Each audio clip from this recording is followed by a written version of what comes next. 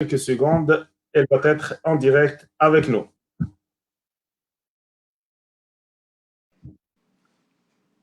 Bonjour Madame la mairesse. Est-ce que vous m'entendez? Un problème de son?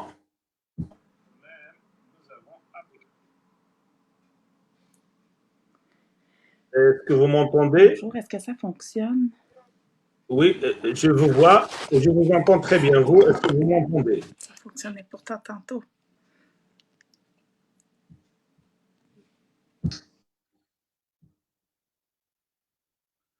Donc, on va attendre que Madame la mairesse essaye une autre fois. Est-ce que vous m'entendez, Madame la mairesse? Oui, là, je vous entends. Ah, maintenant c'est très bien. Et ça fonctionne, on l'a eu? Oui, oui, oui, oui. On finit par réussir toujours. C'est toujours comme ça, hein? Comment allez-vous, Madame la mairesse? Mais je vais très bien et je tiens vraiment à vous remercier pour l'invitation. C'est une belle Merci. occasion ce soir de pouvoir échanger ensemble sur Montréal-Nord et sur la belle communauté marocaine. Merci beaucoup. Le plaisir est à nous et on est très content de vous avoir avec nous aujourd'hui. Et on aimerait commencer par savoir comment est-ce que les choses vont à Montréal-Nord avec cette COVID-19. En fait, ça va un peu mieux, hein, comme un peu partout au Québec. On note une baisse importante de cas. Alors, dernièrement, en fait, au 30 juin, on notait toujours quand même 2552 cas à Montréal-Nord, ce qui fait en sorte qu'on est relativement encore, en fait, aujourd'hui, l'arrondissement le plus touché par la COVID-19 à Montréal. Alors, la situation est relativement stable et même à la baisse, mais en même temps, je pense que c'est une période aussi où il faut être encore plus prudent parce que les gens, la nature revient au galop, hein? Donc on a tendance à vouloir reprendre la vie d'avant. Et au-delà de ça, il faut vraiment être prudent et faire très, très attention. Donc, vraiment, il ne faut pas prendre ça à la légère, la baisse de cas actuellement. On a vu certaines images dernièrement des gens qui sont sortis dans un week-end, je pense, dans la région de Rawdon, en grand nombre. Et les gens, c'est comme si la COVID-19 est derrière nous. Il n'y a plus de danger. Est-ce que vous, à ces gens-là? En fait, c'est ce qu'on observe hein, un peu partout au Québec, à Montréal, les mêmes choses à Montréal-Nord, hein, c'est-à-dire que les gens, il y a un certain relâchement. C'est sûr que la période de confinement a été très difficile pour tout le monde. Et à quelque part, à Montréal, l'été, au Québec, quand le soleil et la chaleur reviennent, on dirait que les gens revivent. Hein? Donc, c'est un peu cette conjoncture-là qui fait en sorte que après la vague, en fait, qu'on a senti qui descendait et en même temps l'été qui arrivait, bon, c'est sûr que les gens en oublient en quelque sorte le 2 mètres. Alors vraiment, on réitère, et je le fais ce soir de façon encore importante, le port du masque, de maintenir un 2 mètres de distanciation et surtout, prenez soin de vous, de votre entourage.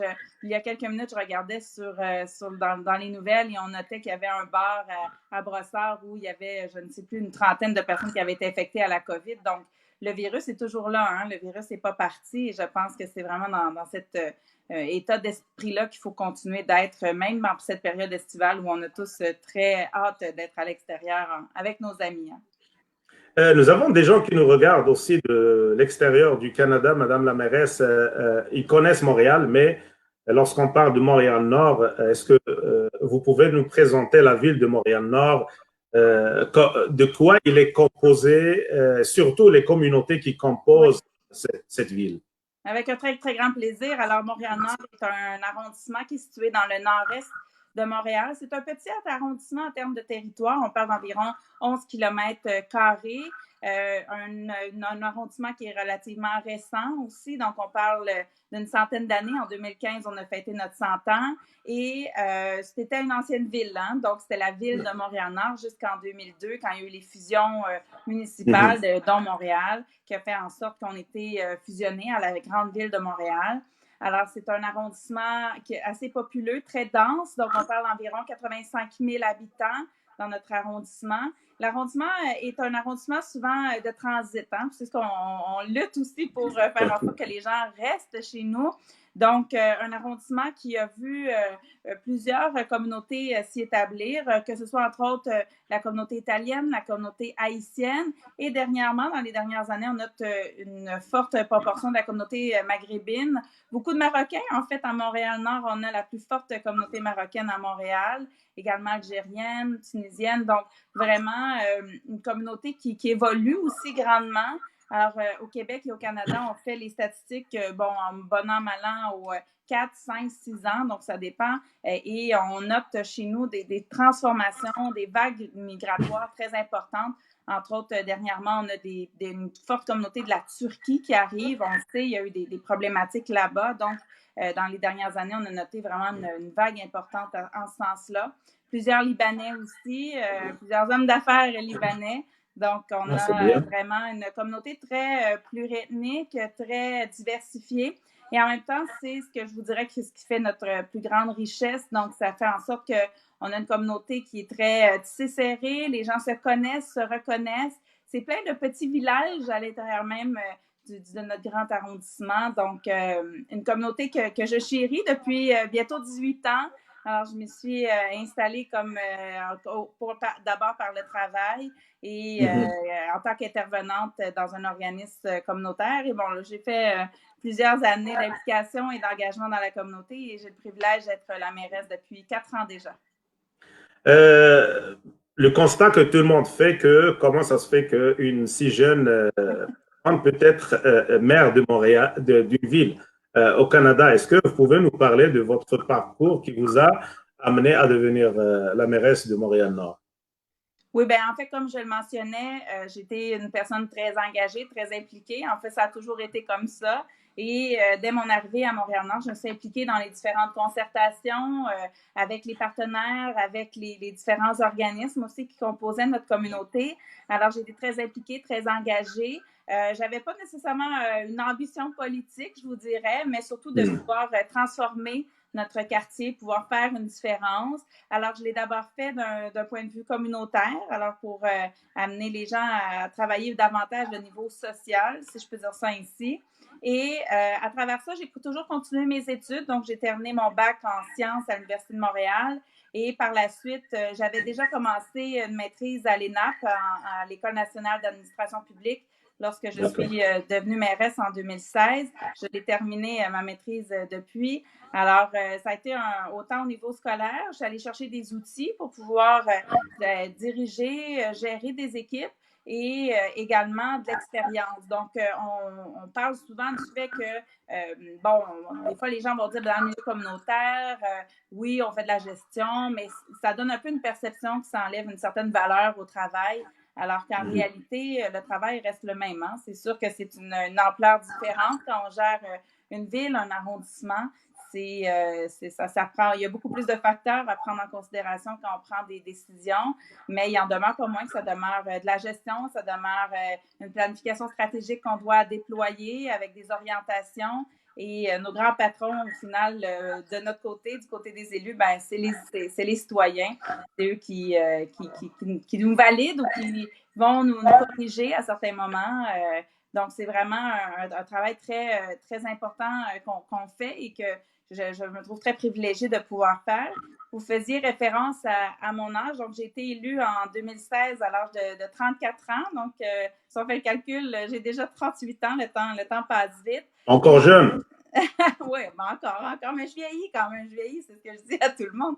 Mais on a quand même plusieurs élus, que ce soit des maires ou des conseillers à Montréal, qui sont dans la trentaine ou dans la début quarantaine. Et pour moi, ça amène une variété. Vous en parliez tantôt, je vous entendais en préambule, ça amène une diversité aussi au niveau des générations. On amène d'autres idées, d'autres façons de faire et en même temps en restant à l'écoute aussi des personnes qui sont plus âgées. Et en même temps, je vous dirais que c'est ce qui fait en sorte aussi que de mon côté, à Montréal-Nord, j'ai une équipe très forte parce qu'on est une équipe très diversifiée, hommes-femmes, également au niveau des âges. Donc, ça fait en sorte qu'on peut, à nous 5, représenter une bonne partie de notre population et pouvoir, j'en suis convaincue, prendre les meilleures décisions pour elles.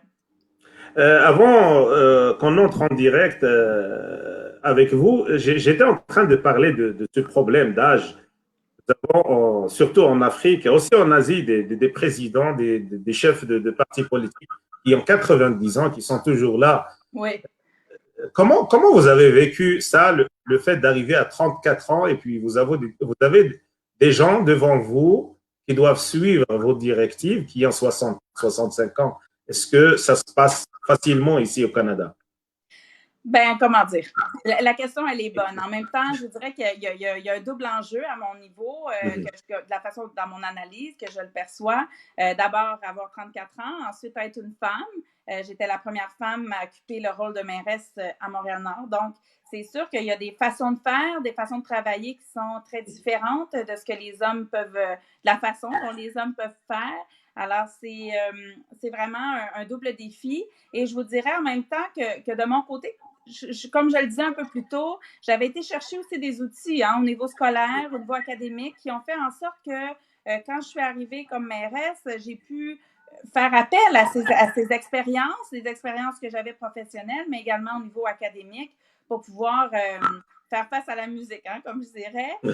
En même temps, je faisais équipe et l'équipe a changé depuis, mais quand même avec une équipe qui était très expérimentée, autant au niveau des élus, mais je sais aussi à saluer le travail du niveau administratif, parce que notre équipe administrative est très expérimentée, connaît les rouages de l'appareil municipal et pour moi, c'est intéressant et important de pouvoir s'appuyer sur une telle équipe, surtout comme j'arrivais dans le domaine politique et je n'avais pas d'expérience dans ce domaine-là spécifique. Alors, vraiment, je vous dirais qu'il faut faire appel autant à ses compétences et à ses capacités interpersonnelles qu'on a nous-mêmes, autant qu'on doit faire appel aussi aux expériences externes. Donc, toutes les personnes qui nous entourent peuvent aussi avoir une influence, avoir un support face à la prise de décision. Alors, ça va dans les deux sens. En conclusion, je dirais, est-ce que c'est facile? Est-ce que ça a été facile? Je vous dirais que ça dépendait des journées. Il y a eu des journées où ça a été un peu plus difficile et tout ça est arrivé très, très rapidement. En plus, comme je le disais d'entrée de jeu, je n'avais pas nécessairement prévu m'en aller en politique. Je voulais m'engager, faire une différence, mais je ne savais pas que ce serait ce chemin-là. Et il y a eu un concours de circonstances qui a fait en sorte que le maire de l'époque a quitté et Denis Coderre, qui était maire de Montréal à ce moment-là, a pris la décision de me prendre comme candidate avec beaucoup d'audace tout de même parce que de faire appel à une jeune femme néophyte en politique, ça demandait quand même une certaine dose d'audace. Mais bon, je pense que vous l'avez interviewé il n'y a pas si longtemps. Vous connaissez bien Denis. Alors, c'est un homme On le salue. on le salue effectivement, qui ose et qui ose faire une différence à certains moments. Donc, dans ce cas-là, ça avait été vraiment, pour moi, en fait, une opportunité très intéressante et en même temps, qui me permettait finalement de pouvoir continuer mon engagement à Montréal-Nord. Ça faisait déjà 14 ans que j'y étais. Alors maintenant, comme mairesse, j'ai d'autres capacités, d'autres pouvoirs qui me permettent d'aller encore plus loin.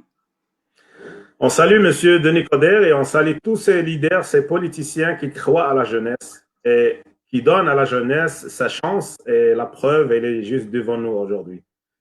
Merci, merci beaucoup. Vous avez, vous avez lancé une initiative Acheter local Montréal-Nord. J'ai passé la vidéo que vous avez postée sur Facebook au début de... Est-ce que vous pouvez nous parler beaucoup plus de cette initiative? Oui, ben en fait, ce qui arrive, bon, c'est sûr qu'on a eu la COVID-19 comme un peu partout dans le monde et on le sait que ça a eu un impact très important auprès de nos commerces, auprès de nos entreprises. Et à Montréal-Nord, dès le début de la crise, on s'est organisé autant au niveau social, parce qu'il y avait du travail à faire pour s'assurer que, bon, les gens âgés, les gens dans le besoin, défavorisés, puissent aller chercher de l'aide, aller chercher de l'aide pour de la nourriture, pour de l'aide psychosociale, nos aînés, qu'on puisse les appeler pour savoir si tout était correct. Mais au-delà de ça, on a aussi nos entreprises qu'il fallait alimenter, qu'il fallait accompagner. Alors donc, dès le début de la crise, on avait commencé à cibler les entreprises, à faire un certain travail. Et quand je dis on, c'est pas que l'arrondissement, c'est vraiment spécifié, c'est toute une équipe à Montréal-Nord. On a un réflexe de travailler ensemble.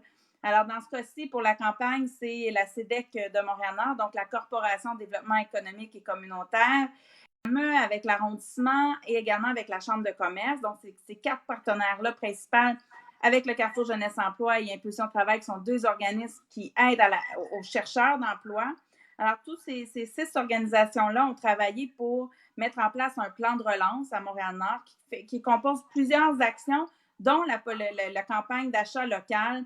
Alors, en fait, la campagne d'achat local est un petit peu complexe à comprendre, mais quand même, les gens ont tout intérêt à écouter attentivement. Alors, donc, on a une trentaine, quarantaine de commerces participants qui, actuellement, en fait, si vous achetez pour 20 $ sur la plateforme en ligne de La Ruche, à ce moment-là, vous avez un 10 $ supplémentaire qui est ajouté à votre bon. Ce qui fait en sorte C'est qui paye ça? C'est qui paye cette différence? La différence, en fait, c'est la CEDEC de Montréal-Nord qui la paye. Bien entendu, l'arrondissement soutient cette organisation-là. Donc, c'est un travail d'équipe qu'on fait. Et dans le fond, nous, la CEDEC, puis toute la communauté, notre intérêt, c'est de faire en sorte que ces fonds-là soient réinvestis dans la communauté, dans notre communauté à Montréal-Nord, pour qu'on fasse en sorte de donner un petit coup de pouce à nos entreprises qui, on le sait, ont dû fermer pendant plusieurs semaines pour plusieurs. Alors donc, tous les citoyens de Montréal-Nord ou même de Montréal, et même de l'extérieur, hein, s'il y en a qui veulent contribuer, vous pouvez le faire pour pouvoir aider une famille parce qu'une campagne solidaire où votre 20 $ peut être transmis aussi. En fait, le 20 $ qui est transformé en 30 $ peut être transmis à une famille dans le besoin. Alors, notre objectif, c'est de pouvoir faire en sorte de réinvestir ces montants-là dans la communauté. Alors, la campagne est en cours actuellement. Alors, je ne sais pas si vous allez être en mesure de pouvoir donner le lien, sinon sur ma page web. Oui, je vais le partager à la fin sur ce live. Pour les gens qui sont en dehors de Montréal, dans d'autres provinces ou à l'extérieur même du Canada, qui veulent aider, qui veulent participer, donc ils ont juste à aller visiter le lien. C'est ça. Alors, il y a deux zones dans la page. Donc, la première zone, c'est si vous achetez pour vous-même le bon. Et dans la deuxième zone, c'est la campagne solidaire qu'on appelle. Donc, si vous souhaitez soutenir des familles de notre quartier et en même temps soutenir des entreprises, hein, parce que c'est un don qui devient double à quelque part, parce qu'il aide autant nos familles dans le besoin qui, eux, vont dépenser ces bons-là chez nos entreprises qui ont des commerces à Montréal-Nord et qui en ont drôlement besoin. Donc, c'est vraiment, tout le monde est appelé à investir et dans le fond, ça peut valoir vraiment la peine, hein, parce que si, exemple, vous allez dans un marché à Montréal-Nord et que vous achetez pour 100 $, vous allez avoir pour 150 $ à dépenser. Donc, pour une famille, si vous avez des enfants et tout, c'est vraiment très avantageux.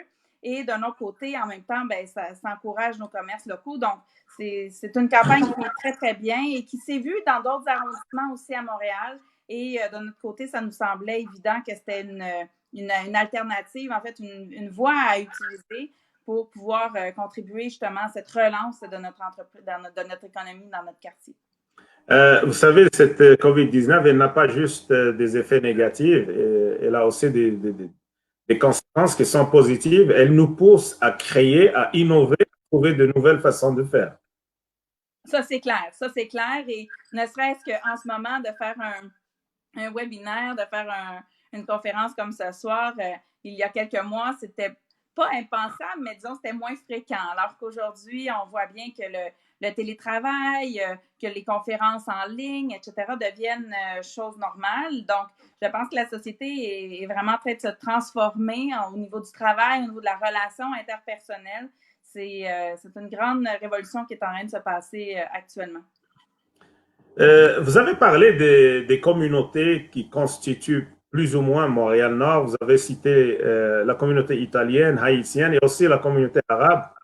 En ce qui concerne la communauté marocaine, quel lien vous avez avec cette communauté? Est-ce qu'elle est active sur le terrain? Est-ce que vous les voyez? Est-ce que vous les sentez participer à la vie sociale et économique?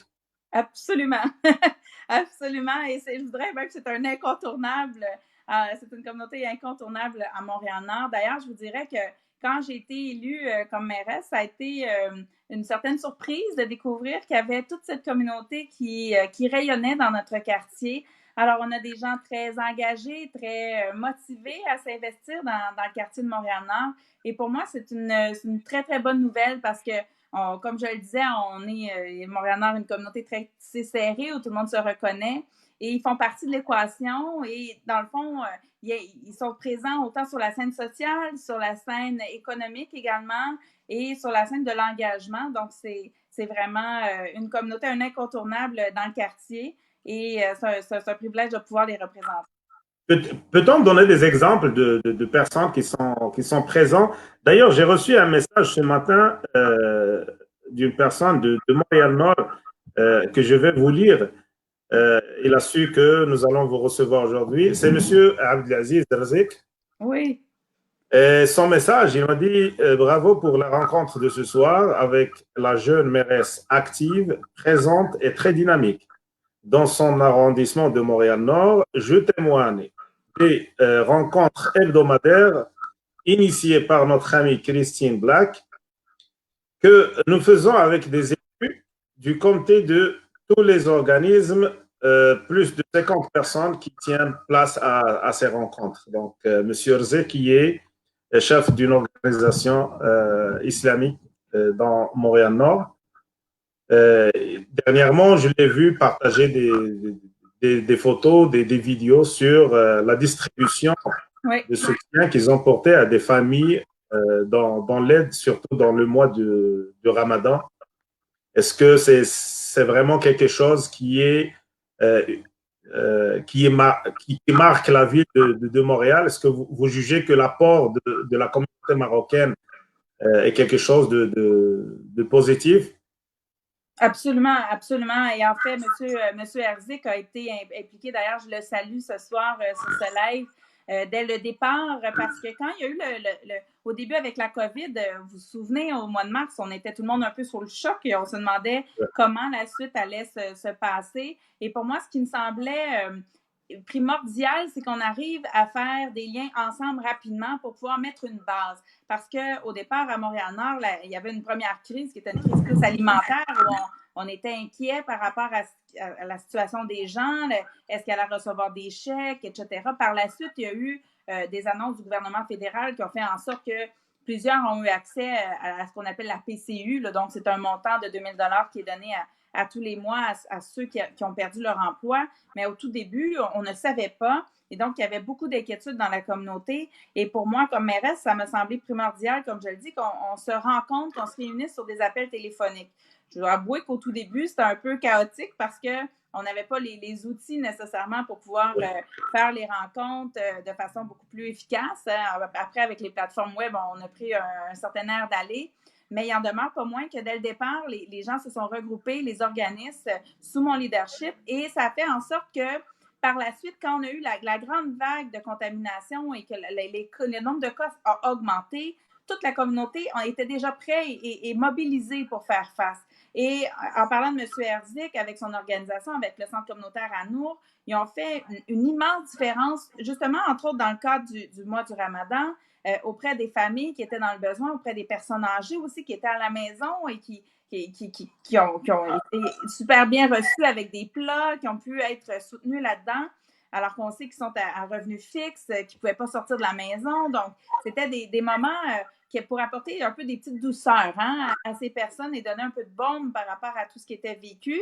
Et M. Rzik et son groupe ont fait un travail de rayonnement très important. Également, il y a Omar qui est très impliqué dans la communauté, Rachid Najari. Donc, toutes ces personnes font un travail extraordinaire. Et d'ailleurs, on a eu le privilège l'an passé de recevoir la fête du Maroc au mois d'août au parc Aimé-Léonard. Et Rachid a fait un travail de mobilisation avec Mehdi pour faire en sorte qu'on puisse avoir une belle fête. Et là, cette année, c'est avec beaucoup de tristesse qu'on doit annuler tous les événements. Parce que c'était une première l'an passé. On espérait la deuxième année pour pouvoir voir cet événement grandir. Alors, c'est un travail de tout instant qui est fait par ces organisations-là et qui contribue à tout notre équilibre dans notre communauté, à amener un support aux gens qui sont moins nantis. Et pour moi, ça, c'est très, très précieux.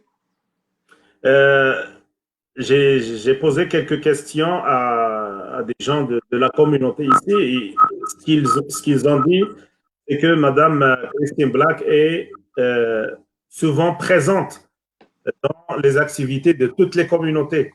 et surtout la communauté marocaine, que ce soit les iftars de Ramadan, que ce soit la fête du Maroc, elle est toujours là. Oui, Aller à la rencontre des autres. ben pour moi c'est important. Puis en même temps, je vous dirais en toute franchise que je pense qu'actuellement, c'est la chose qui me manque le plus dans mon travail parce que, et j'en parlais pas plus tard qu'il y a quelques minutes avec mon collègue, M. Sari, qui est marocain d'origine également, qui est conseiller chez nous à Montréal-Nord, et on en parlait ensemble à quel point le fait de ne pas pouvoir rencontrer de gens et d'aller dans des événements, ça nous manquait parce que, comme élus, on est appelé constamment à aller dans des événements, que ce soit, bon, dans ce cas-ci, oui, de la communauté marocaine, mais ça peut être des événements d'affaires, des événements de la communauté italienne ou haïtienne ou autre. On avait d'ailleurs dernièrement la fête du drapeau au mois de mai avec la communauté haïtienne qui a été annulée, elle aussi. Donc, pour nous, c'est une transformation complète de notre travail qui se fait beaucoup à distance. Oui, on va sur le terrain, mais on se comprend que la dynamique n'est pas du tout la même et on ne peut pas non plus serrer les gens dans nos bras, donner la main. Bon, alors c'est sûr que pour nous, c'est quelque chose qui me manque terriblement. Et puis, parce que oui, depuis que je suis élue, ça fait déjà 4 ans, je participe à plusieurs événements et j'aime aller à la rencontre des personnes pour pouvoir partager, échanger, pour pouvoir aussi mieux comprendre des fois les préoccupations que les personnes peuvent avoir et surtout envoyer un message qu'on est accessible, qu'on est disponible et que s'il y a des problématiques quelconques qui surviennent, bien qu'à ce moment-là, qu'on peut donner un coup de pouce dans tout ce qui est disons, de domaine municipal, là, bien entendu. Est-ce que vous avez déjà visité le Maroc, Madame la mairesse? Ah oui, c'est la grande question, hein? Oui, oui, vous n'avez pas voulu me répondre avant le live, donc c'est le moment. En primeur, en primeur. Alors oui, j'ai eu la chance d'aller au Ah, ben c'est Maroc bien. et c'est vraiment un pur hasard parce que je suis allée en 2015. À l'époque, j'étais directrice au Centre des jeunes L'Escale et à ce moment-là, l'UNESCO travaillait beaucoup avec le gouvernement marocain pour la SNIJ, donc la Stratégie nationale pour les jeunes. Et l'UNESCO avait demandé au Québec à certains experts au niveau jeunesse de se joindre à une délégation. Donc, j'avais eu le privilège de pouvoir partir au Maroc. C'était 5 jours et j'avais pu extensionner mon séjour un autre 5 jours pour aller me promener. Et j'ai tellement fait de kilomètres là, que ça n'a presque pas de sens en aussi peu de jours. Mais je voulais tout voir et vraiment, ça a été un voyage très enrichissant et surtout très dépaysant parce que c'est certain que quand on arrive dans un pays musulman avec les appels à la prière, pour moi, ça a été une grande surprise. Là, je me demandais vraiment ce que c'était le premier matin que je l'ai entendu quand j'étais dans mon lit. Surtout que c'est très tôt le matin, oui. Oui, c'est ça, exactement. Donc, on fait le saut, on se dit, oh là là, qu'est-ce qui se passe? Et, mais en même temps, c'était des découvertes par-dessus découvertes. Mais je dois dire que la nourriture, les décorations, tout le reste, c'est un pays très riche au niveau culturel, au niveau culinaire également. Donc, pour moi, ça a été un hasard. Après, quand je suis devenue mairesse, de me dire, aïe, aïe, on a autant de Marocains à Montréal-Nord, je ne le savais pas. Alors, c'est vraiment très, très intéressant pour moi d'avoir pu connaître le Maroc et en même temps de pouvoir rencontrer autant de Marocains dans mon arrondissement, où je suis mairesse. Et puis, en même temps, je pense qu'on aurait intérêt, comme communauté aussi, à ressentir davantage la communauté marocaine. Et d'ailleurs, j'en ai souvent parlé avec M. Herzik, qu'on n'a pas de restaurant typique marocain à Montréal-Nord, alors que ce serait tellement intéressant. Ou il y en a quelques-uns, mais disons que ça pourrait être beaucoup plus important, considérant le fait qu'on a plusieurs personnes marocaines dans notre arrondissement. C'est quoi les régions que vous avez visitées au Maroc, Madame la mairesse? Mais bon, en fait, je suis arrivée à Rabat parce que, bon, bien sûr, tout ce qui se passe qui est relié au gouvernement est beaucoup à Rabat. Donc, je suis allée à Rabat et par la suite, dans mes 5 jours, donc, j'ai fait Marrakech, j'ai refait Rabat et j'ai fait Casablanca, donc en train. Alors, j'ai pu aller visiter. Et Marrakech, j'ai trouvé très différent de Rabat et de Casablanca. C'est presque 2 mondes, mais ça a été une expérience vraiment extraordinaire. Et je tiens d'ailleurs à saluer un de mes amis que j'ai rencontré en 2015 quand je suis allée, qui lui habite à Safi, donc Hassan Saadawi, qui doit nous écouter en ce moment, donc je le salue. D'ailleurs, j'ai lu ce matin que Safi était reconfinée, donc on a une grande pensée pour les gens qui malheureusement ne peuvent plus circuler comme c'était le cas dans les derniers jours. Donc, j'ai pas eu l'occasion encore de descendre plus bas du Maroc, mais bon, une fois la COVID terminée, ça fera clairement partie de mes projets de retourner au Maroc et de retourner visiter. En fait, je dis toujours à la blague à Abdelak, mon collègue, que je veux aller voir les chèvres dans les arbres. Parce que ça me fascine. Je n'arrive pas à comprendre que les chèvres peuvent monter dans les arbres. On a fait une entrevue avec un haut responsable de l'armée canadienne à Ottawa et la chose qui l'a le plus attiré, c'est il était sur l'autoroute, il a demandé au chauffeur de l'autocar, il a dit, tu ne peux pas continuer, je veux assister à ce spectacle, je veux le voir avec mes propres yeux. Vous avez dit que Casablanca est différente de Marrakech, mais croyez-moi que Fès est différente des deux autres. Ouarzazate est tout à fait différent. Le sud du Maroc est complètement différent. C'est vraiment un pays à découvrir et à revoir encore une autre fois. Monsieur Denis Coderre avait lancé une initiative. Il a rassemblé plusieurs maires de différents pays.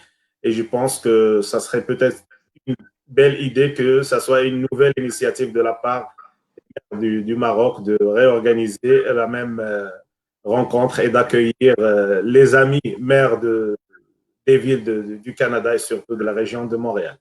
Ben oui, c'était une rencontre d'ailleurs sur le vivre ensemble. On sait à quel point Denis a travaillé ardemment au niveau du vivre ensemble, autant au niveau de Montréal, mais également sur la scène internationale pour amener des liens entre Montréal et plusieurs villes à travers le monde. On le sait que les villes sont maintenant des gouvernements de proximité. Ce n'est plus ce que c'était, juste de la gestion de rue donc au contraire, on a un rôle très important à jouer dans le quotidien des citoyens. Donc vraiment, ça serait des initiatives tout à fait à remettre en place et à pouvoir continuer ces échanges, même en temps de COVID. Ça serait important de garder cette dynamique entre nos communautés parce qu'on a tout intérêt à le faire.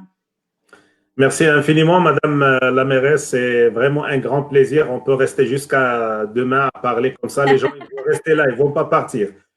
Ça m'a fait un grand plaisir de pouvoir échanger avec vous. Et vraiment, je tiens à saluer toutes les personnes qui nous écoutent, mais bien entendu, une pensée particulière pour les citoyens de Montréal-Nord qui nous écoutent et surtout leur lancer comme message que votre mairesse, également les autres élus, dont Abdelak Sari, Chantal Rossi, Jean-Marc Poirier, on a également une collègue qui est indépendante, René-Chantal Belinga, sont là pour eux, pour pouvoir faire une différence dans la communauté et on le sait à quel point les gens sont fiers d'être nord-montréalais.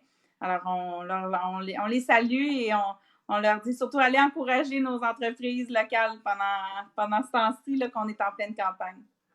Merci beaucoup, Madame la mairesse. Ça fait plaisir. À bientôt. Merci. Au revoir. Au revoir.